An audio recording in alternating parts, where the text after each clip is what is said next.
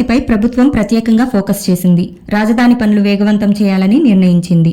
కేంద్రానికి సీఎం చంద్రబాబు తాజా ప్రతిపాదనలు అందించారు. కేంద్రం నుంచి సానుకూలత వ్యక్తమవుతుంది. కేంద్ర బడ్జెట్ ప్రతిపాదించే వేళ ఏపీకి కీలక సమాచారం అందుతోంది. రాష్ట్ర ప్రభుత్వం అమరావతి కోసం ప్రతిపాదించిన ఔటర్ రింగ్ రోడ్డు ప్రాజెక్టుకు కేటాయింపులు చేయనున్నట్లు సమాచారం.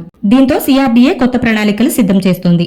అమరావతి కేంద్రంగా సీఆర్డీఏ కొత్త ప్రణాళికలతో ముందుకు వెళ్తుంది. రాజధానిలోకి ప్రవేశించడానికి గ్రాండ్ ఎంట్రన్స్ గా ఉన్న సీడ్ యాక్సెస్ రోడ్డుకు సమాంతరంగా మరో 2 రోడ్లను కూడా ఇదే స్థాయిలో అభివృద్ధి చేసి 16వ నంబర్ జాతీయ రహదారికి అనుసంధానం చేయాలని సీఆర్డీఏ అధికారులు నిర్ణయించారు.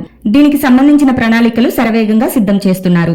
సీడ్ యాక్సెస్ రోడ్డుకు సమాంతరంగా ఉండే E11, E13 రోడ్లను కూడా జాతీయ రహదారికి అనుసంధానం చేయనున్నారు. ఈ 2 రోడ్లను అమరావతిలో వెంకటపాలెం వరకు నిర్మించారు. వీటిని విస్తరించి జాతీయ రహదారికి కలుపుతారు. సీడ్ యాక్సెస్ రోడ్డు కూడా వెంకటపాలెం దగ్గర వరకు వచ్చి ఆగింది. ఇక్కడి నుంచి మణిపాల్ హాస్పిటల్ పక్క నుంచి కనకదుర్గ వారధి దిగువన NH16 కు కలపాల్సి ఉంది. టీడీపీ ప్రభుత్వం అధికారంలోకి రాగానే అమరావతి రాజధానిపై దృష్టి సారించింది.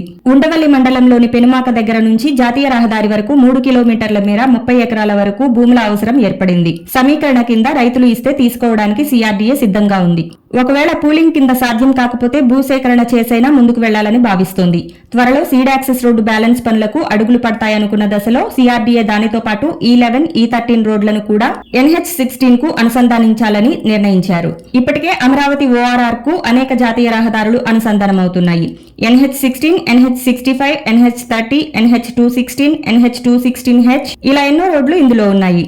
అన్నిటికంటే ప్రధానమైన Nagpur Vijayawada economic corridor, Bengaluru Vijayawada economic కారిడార్లు అనుసంధానం కానున్నాయి. దీని కారణంగా రాజధాని విస్తృతమైన రోడ్డు నెట్వర్క్ తో గేమ్ చేంజర్ కానుంది.